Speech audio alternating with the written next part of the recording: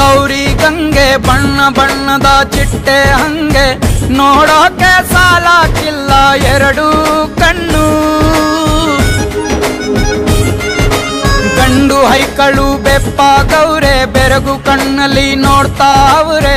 ದಾವಣಿಲೆ ಬೀಸುತ್ತಾರೆ ಹೆಣ್ಹೈಕಳು. ರೊಟ್ಟಿ ಊಟ ಉಣ್ಣಂಗಿಲ್ಲ, ಹಬ್ಬದೂಟ ತಳ್ಳಂಗಿಲ್ಲ, ನೆಂಟ ಜಗಳ ಆಡಂಗಿಲ್ಲ ನಮ್ಮ